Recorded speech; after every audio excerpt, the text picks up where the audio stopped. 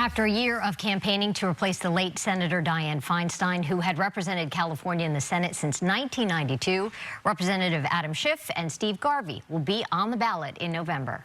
Joining us to discuss the race is political strategist Matt Klink, who was here till 10:30 last night. Oh, Matt. With just under, welcome back. With just under half the votes counted, Schiff getting 33.2% of the vote.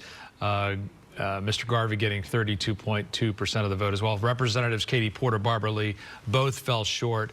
Adam Schiff did the usual things that candidates do. Yeah. He campaigned. He raised money. He had clearly stated positions on major issues and made proposals for what he'd do as senator. Steve Garvey did virtually none of that.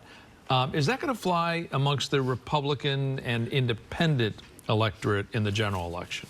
Republicans in general are so desperate to have a credible candidate in a general election statewide in California that, you know, they have embraced Steve Garvey. The challenge that the Republicans face, though, is that there just aren't many of them. Democrats outnumber Republicans 2-1. And, I mean, look, let's face it, Adam Schiff contributed campaign funds to choose his opponent for November. He wanted to make this a traditional Republican versus Democrat race, probably saves him about $50 million. And it takes one off the boards for the Democrats nationally to spend money other places because they have a lot of races that are competitive across the U.S. right now. I mean, obviously, Republicans an uphill climb in the state of California, but is there any scenario in November where Steve Garvey could win in California?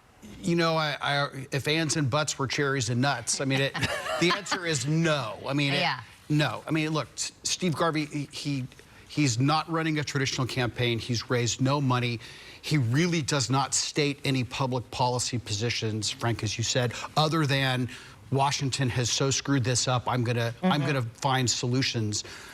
You have to, I mean, a legislative position, you have to play well with others, meaning that you have to bring something to the table. Other than the fact that Steve Garvey could hit a baseball, I don't know what he brings to the table for the United States Senate. He has said he will have more positions if he pulls through to the general election. We'll put him to the test and see if that's the case. Let's turn to the presidential race. Nikki Haley this morning effectively creating an open door for a rematch between President Biden and former President Trump by suspending her campaign. She was able to get 30, sometimes close to 40% of the Republican vote in some of these primaries. How much of a vulnerability is that for President Trump moving forward, former President Trump? It is a significant vulnerability for Donald Trump if he doesn't undertake efforts to close that gap. So we saw Nikki Haley bow out today. There were concerns that she would run as a third-party candidate. She very clearly stated, I am a conservative Republican. So that kind of closes that door. But what she also said, and this is smart, Donald Trump needs to work to bring those people back into the fold. And he has. Look, we've got 8 months for that to happen. So those people will come home because I don't think that Joe Biden for Republicans represents a viable option.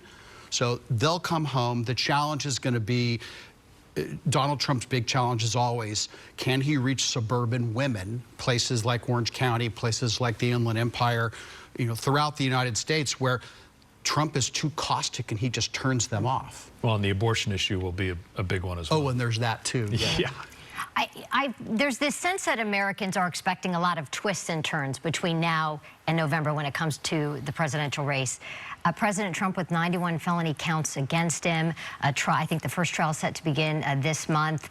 There's some scenarios out there, even for an open Democratic convention or for President Trump to be convicted between now and November. What do you say about scenarios like that?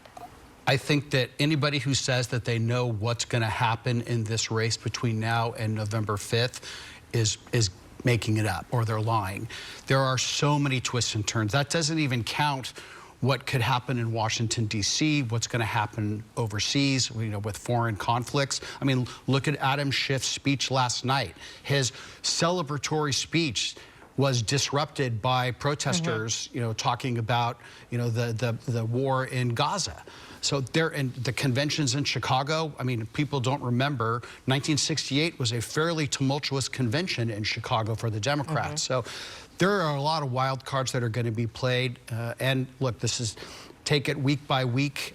Donald Trump had a good week this week and last week, but who knows? Next week may be a disaster for him. All right. Well, we'll be here to watch all of it. And Matt, you can now go home and take a nap, I hope. Excellent. Thanks, Matt. Appreciate Thank you it. for Thanks so having much me. for your service to us and to our viewers.